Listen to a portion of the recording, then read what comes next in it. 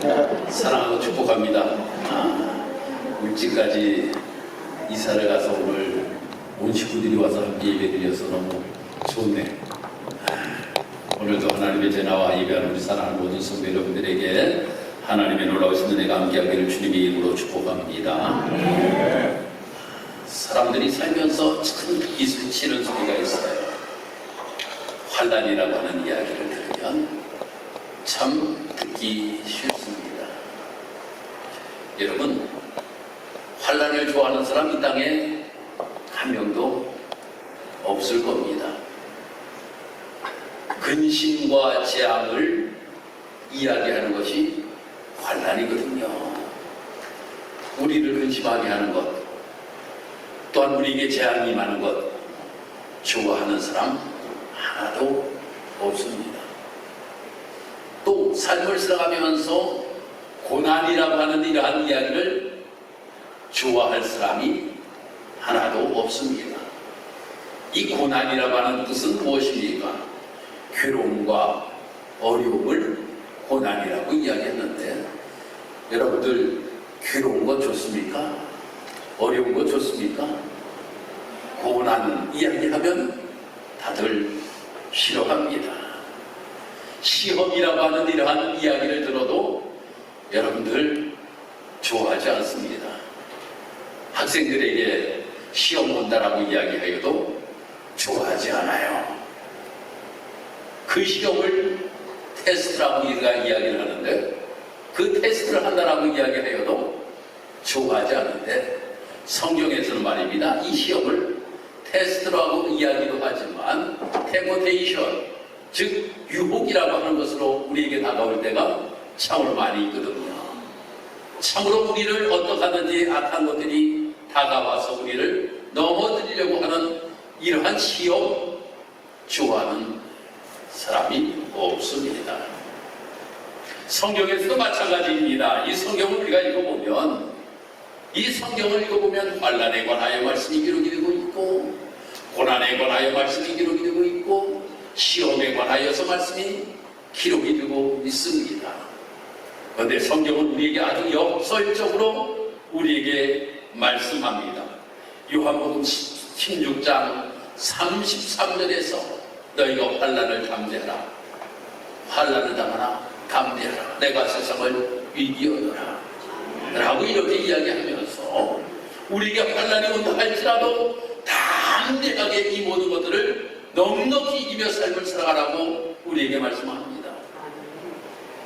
예수님께서 이제 공생애를 시작하실 때에 마태복음 4장에서 말씀을 읽어보면 예수님이 시험을 받으시는 장면에 관하여서 말씀이 기록되고 있습니다.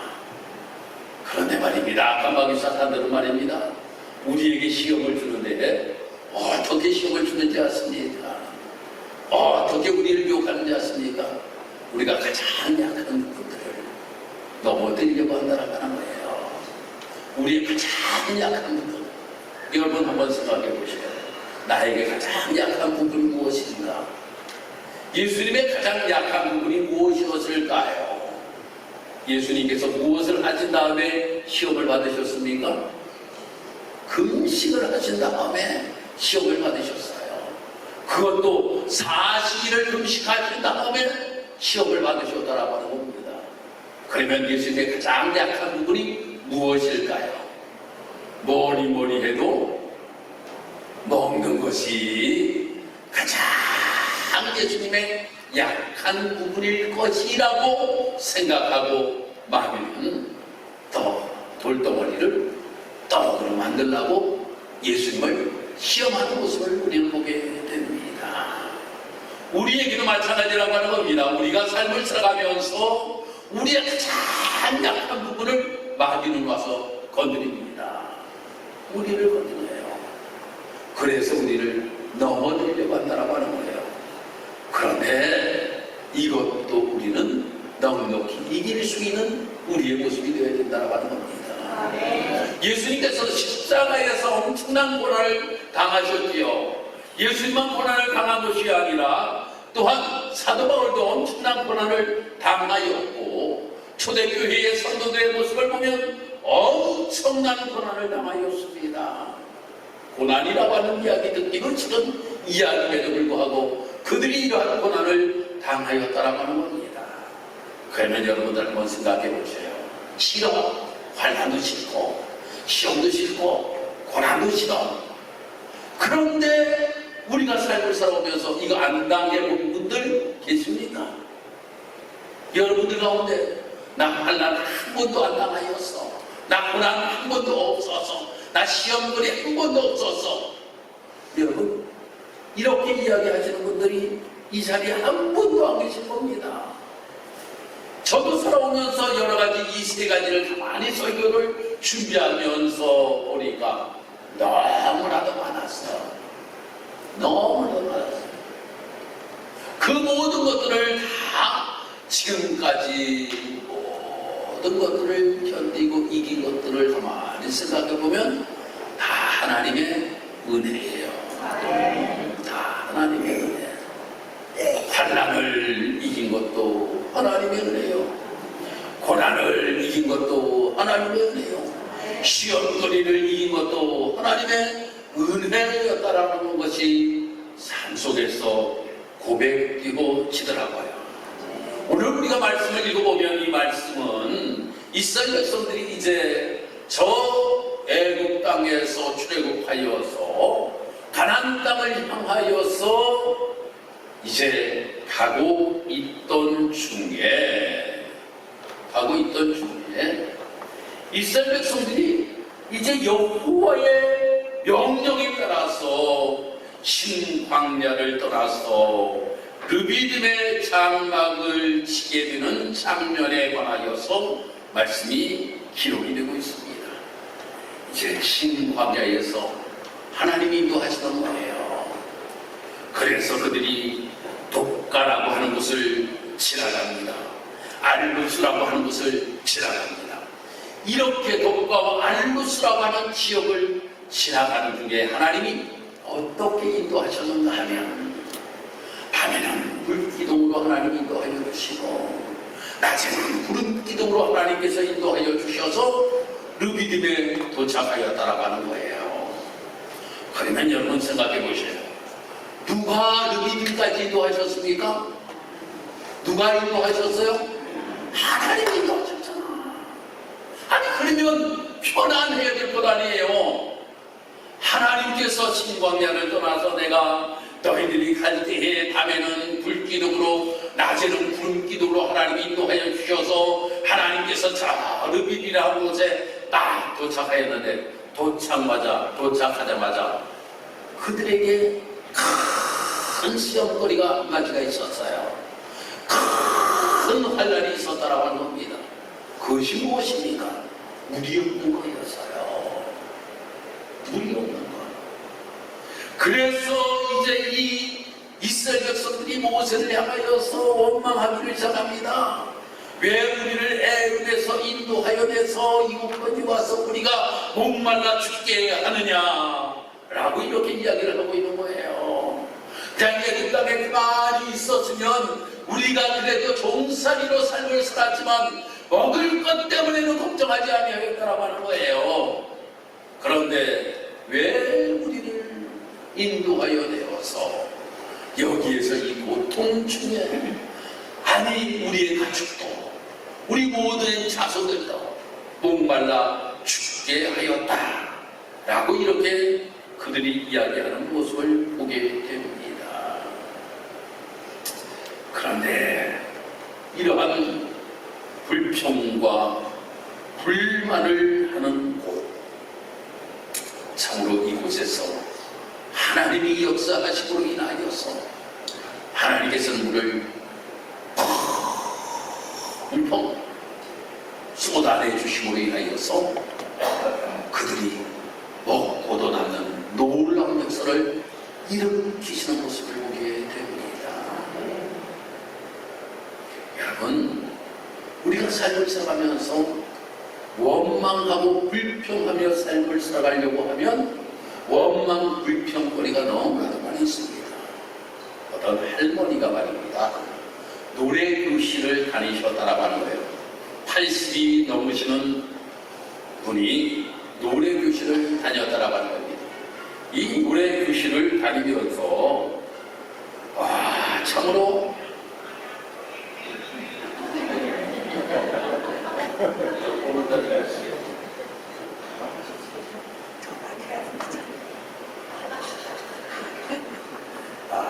노래 교실을 갔다라고 하는 겁니다. 이 노래 교실을 갔는데 며칠 몇 달 이 할머니가 보이질 않는 것이에요. 참 이상하다. 그런데 몇 달이 지났는데 이 할머니가 노래 교실에 나오신 거예요. 할머니 무슨 일이 있었어요? 별일 없으시죠? 라고 물어보니까 별일 없죠. 암 말기 말고는 별일이 없어요. 이렇게 이야기를 하더라는 거예요. 암 말기 말고는 별일이 없다고. 내가 80년 동안 살아온 것도 감사하지. 지금 내가 암 좀 걸렸다고 이게 내가 불평거리가 되겠냐고. 이렇게 이야기를 하시더라는 거예요. 여러분 한번 생각해 보세요. 우리는 어떠합니까? 우리는 말입니다. 만약에 그러한 상황이 우리에게 온다라고 하면 큰일 났어요. 나 암에 걸려가지고 말리기래요. 이제 죽을 상황에 놓여 있다라고 이렇게 이야기를 할 텐데 그 할머니 이야기하기를 80 지금까지 삶을 살아온 것도 감사라고 하는 거야. 그까짓 거 내가 80년 이상을 살았는데 이제는 하나님이 오라고 하면 가야지요. 그런데 그 할머니가 10년을 더 넘게 사셨다는 거예요. 근데 그 할머니가 10년을 더 넘게 사셨다. 그리고 80이 넘으셨으니까 90이 한참 넘으셔가지고 돌아가셨다고 하는 거예요. 암만 뛰어봤음에도 불구하고 아주 긍정적으로 말입니다. 이 모든 것들을 다 감사요, 은혜요 라고 하는 고백을 하였더니 하나님께서 그에게 생명을 더 연장시켜주시는 놀라우신 은혜를 베풀었다라고 하는 겁니다. 사랑하는 성도 여러분, 우리가 어떠한 어려운 문제가 있으면 말입니다. 이 문제를 가지고 다투려고 하면서 삶을 살아가는 사람들이 있어요. 누구에게 손가락질을 하면서 그 손가락질을 하면서 당신 때문에 내가 이러한 어려움을 당한다라고 하는 이야기를 할 수가 있다라고 합니다. 이스라엘 백성들이 그렇잖아요. 이스라엘 백성들이 모세를 향하여 손가락질을 합니다. 당신 때문이야. 당신 때문이야. 당신 때문에 이러한 어려움을 당하고 있어. 그런데 뒷면에 하나님의 은혜를 바라보지를 못하였다라고 하는 겁니다. 철로 역정을 보면 이러한 이야기가 나옵니다. 이제 기독교가 천성을 향하여서 말입니다. 저 문을 지나서 미궁 앞에서 10만고 끝에 그 앞에 딱 이르러 있는데 말입니다. 사자가 말이야 쫙 서 있는 거예요. 지나가려고 하는데 사자가 쫙 서 있는 거예요. 어떻게 내가 여기까지 왔는데 내가 거기를 지나가다가는 사자한테 잡혀먹을 것 같은 거예요. 그러니까 기독교가 낙심하고 있어요. 그때 하나님께서 말씀하시기를 뭐라고 말씀하시는가 하면 야 사자만 보지 말고 발을 보아라 라고 이렇게 말씀하는 거예요. 발을 봤어요. 발을 보라는 말입니다. 큰 수비사슬로 사자의 다리가 꽉 묶여 있더라고 하는 거예요. 묶여 있는 것들 무섭습니까? 무섭습니까? 개도 나는 묶여 있으면 안 무서운데 풀어져 있는 개는 무서워요. 그래서 저 신방할 때는 혹시 개 집에 있으면 잘 이렇게 놓고 예배를 드리세요. 개가 무서워서 예배 드리기 힘들다. 아무튼 말입니다. 여러분, 묶여있는 사자, 큰 수살로 묶여있는 사자, 아무것도 아니라고 하는 거예요. 거기를 통과할 수 있다라고 하는 거예요. 여러분, 하나님께서 여러분의 앞에 보이는 어떤 무서운 것들, 환난이 여러분에 있다 할지라도 하나님께서 묶어놓으셨어. 할렐루야.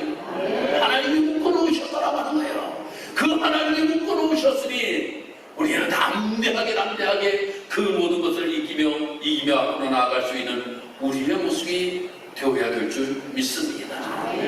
성도 여러분, 이 고난이라고 하는 것이 무엇일까? 또한 환난이라고 하는 것이 무엇일까? 이것은 하나의 우리의 삶 속에 훈련이라고 하는 것을 기억하시길 주의 이름으로 축복합니다. 훈련이라고 하는 것을 우리가 그렇게 돼요. 이스라엘 백성들이 저 애굽에서 출발하여서 가나안 땅에 들어갔는데 그들이 한 달이면 그 땅에 들어갈 수가 있었어요. 걸어서 가도 한 달이면 그 땅에 들어갔어요. 그런데 얼마의 시간이 걸렸습니까? 40년의 세월이 걸렸다라고 하는 거예요. 40년. 왜 하나님께서 이 광야에서 40년 동안 있게 하셨을까? 그것은 하나님의 훈련이었다라고 하는 겁니다. 그것은 기다림의 훈련이었다라고 하는 겁니다. 믿음의 훈련이었다라고 하는 겁니다. 여러분, 훈련이라고 하는 것은 말입니다. 참 힘들고 어려운 일이에요. 저도 군대 생활을 오래 했습니다만 참 훈련이라고 하는 것은 힘들고 어려운 일이에요. 제가 강릉 비행장에서 근무할 때요, 유격 훈련을 이제 착출해가지고 간다는 거예요. 그런데 저 밑에 쫄병이 있어서 야, 난 못 가겠다. 너가 가라. 그런데 한걸 야, 가. 너 가야 돼. 해가지고 저는 군생활 하면서 유격 한 번도 안 받았어요. 공군에 원래 유격이 없었거든요. 그런데 새롭게 생겨가지고 유격을 받아야 된다고 하는 거예요. 근데 저는 유격을 안 받고 저는 전역을 했습니다. 그런데 이야기 들어보면 육군 다녀오신 분들은 유격훈련 참 힘들대요. 다들 힘들다라고 이야기를 하더라고요. 훈련이라고 하더라고요. 그런데 군생활을 마치고 나면 말입니다. 내가 지금 나이가 60이 넘었잖아요. 그래도 무슨 얘기예요? 군대 얘기해요. 60이 넘어도 군대 얘기한다니까요.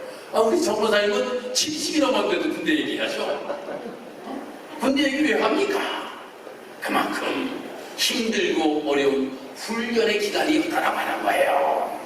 그만큼 힘들고 어려운 훈련의 기간이었다. 그래서 그 이야기를 하는 거예요. 아니, 군대 이야기만 해도 좋은데 군대 이야기를 하면 축구 이야기예요. 왜 그런가 하면 예전에는 군대에서 축구하면 말입니다. 아니, 공을 내가 골 넣을 수 있는데도 내가 못 넣어. 누굴 줘야 돼? 고참을 줘야 돼. 고참을 줘야 돼요. 그러니까 축구하는 것도 너무나도 힘들고 어려웠어. 그러니까 그냥 그 축구 얘기도 하는 거예요. 축구 얘기도 하는 거예요.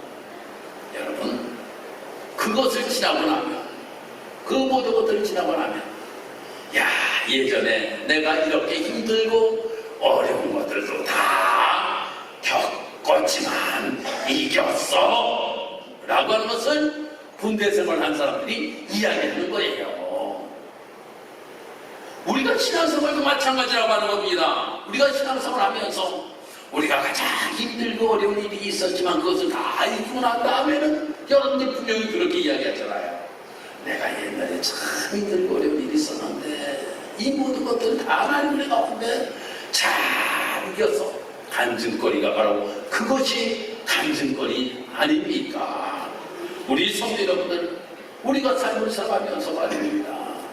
정말 이 어려운 환난과 고난과 시험거리 때문에 후회거리를 만들지 말고 삶을 살아갈 수 있는 우리 사랑하는 귀한 성도 여러분들이 되기를 주님의 이름으로 축복합니다.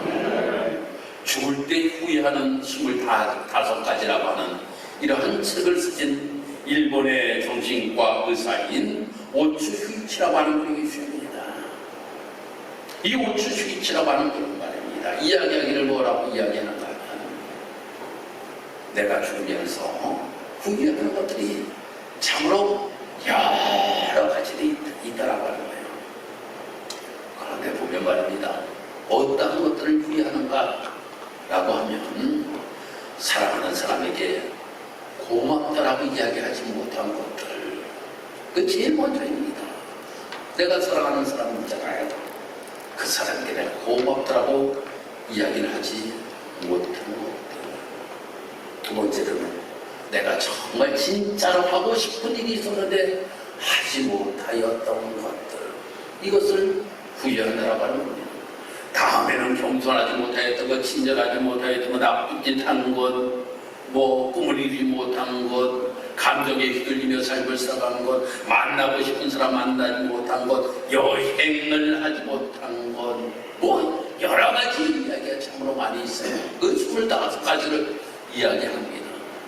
그런데 여기에서 주되게 이야기하는 것이 무엇인가 하면 몇 가지를 이야기를 하고 있어요.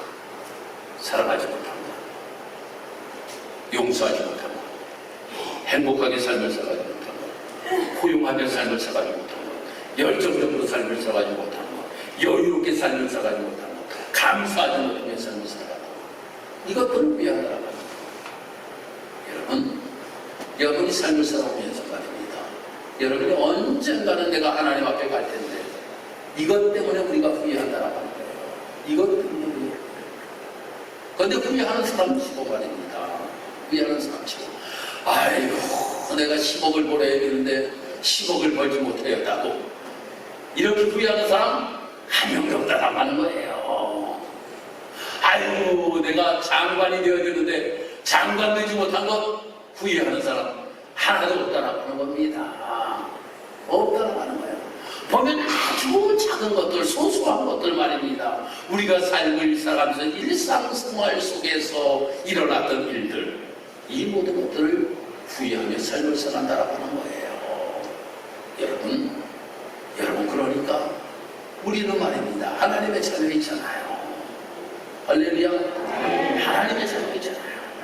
우리가 이 광야 같은 세상에서 삶을 살아가면서 후회할 것이 없는 모습을 가지고 삶을 살아갈 수 있는 우리의 모습이 되어야 된다고 하는 겁니다. 한 가지만 우리가 생각하여도 감사할 것이 너무나도 많았어요. 여러분, 제가 우리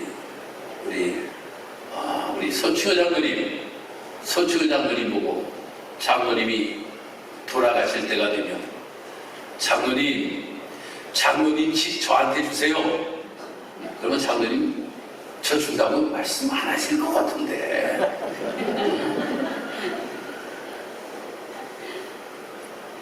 아니 주실 거예요? 대답 못 하시잖아.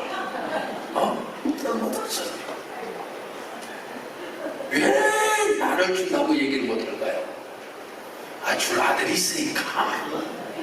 응? 우리 장로님 줄 아들이 있으니까 준다고 이야기 못하는 거예요. 여러분들 행복한 줄 아세요? 하나님께서 주시는 축복이 말입니다. 누구에게 가는지 아십니까? 누구에게 갈까요? 누구에게 가요? 이웃집 아저씨? 응? 이웃집 할머니? 자녀에게 가잖아요. 여러분이 하나님의 자녀이잖아요. 그러면 하나님의 복이 누구에게 임하겠습니까? 여러분에게 임한다라고 하는 겁니다. 그것만 생각해도 우리는 너무나도 행복한 거예요. 비록 지금 힘들고 어렵다고 할지라도 강자와 같이 모든 것들을 다 쓰고 지금 돼지우리간에서 무엇인가를 얻어먹는 나의 모습을 할지라도 내가 돌아갈 아버지의 집이 있다라고 하는 것, 광야 같은 삶을 살아간다 할지라도 하나님의 은혜가 나를 기다리고 있다라고 하는 것, 하나님께서 나에게 내실 복이 있다라고 하는 것, 이것만 생각하여도 너무나도 감사한 거예요. 그러니 이스라엘 백성들에게도 몰라서 숨겨져 있는 샘물을 몰랐다라고 하는 거예요. 200만 명이 먹을 수 있는 샘물이 있다라고 하는 것을 모르고 인하여 다투고 시기하고 싸우고 원망하였어요.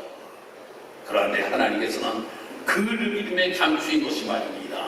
샘물이었는데 그 샘물이 얼마나 많은 사람들이 먹을 수 있는 샘물이었는가 하면 60만이라고 이야기하잖아요. 아이고 여자들이 뺀 인원이 200만 명, 거기에 가축들도 있어요. 먹을 수 있는 물이 거기에는 가득하여 따라가는 거예요. 할렐루야. 이렇게 하나님의 은혜, 이 은혜를 우리에게 주시기를 원하시고 계시던데 광야 같은 세상 삶을 살아가면서 원망해야 되겠습니까? 싸워야 되겠습니까? 미워해야 되겠습니까? 하나님의 은혜를 생각하면 감사지요. 이렇게 삶을 살아가신 저와 우리 사랑하는 성도님들을 인하여서 다음에 하나님께서 이 우리를 통하여서 하시고자 하시는 뜻이 분명히 계셨는데 그것이 바로 르비딤에서 아말렉과 전투에서 승리게 하십니다. 이 말씀이 오늘 읽지는 않았지만 구하바들에 나와 있잖아요. 여러분, 우리에게 이러한 훈련을 통하여서 모든 악하고 더러운 것들에게서 승리케 하시는 하나님이심을 분명히 믿고 승리하며 삶을 살아가는 저와 우리 사랑하는 모든 성도들이 되시기를 주님의 이름으로 축복합니다. 기도드립니다. 할렐루야. 하나님 은혜와 사랑을 감사합니다. 오늘도 주님 은혜 가운데 오늘 이렇게 하나님께서 나와 하나님 앞에 예배하며 우리가 말씀 주신 것 함께 나누면서 하나님, 우리가 광야 같은 삶을 살아가지만 하나님의 은혜가 너무나도 크심을 깨닫게 하시니 감사합니다. 하나님, 광야 같은 세상 삶을 살아가면서 원망시기 질투하며 삶을 살아가는 우리 모습이 되지 않게 하시고 나에게 환난이 와도 이기게 하시고 고난이 와도 이기게 하시고 시험거리도 이길 수 있는 우리 사랑 모든 성도들 다 되게 도와주옵소서. 감사드리는 예수님 이름으로 기도드리옵나이다. 아멘.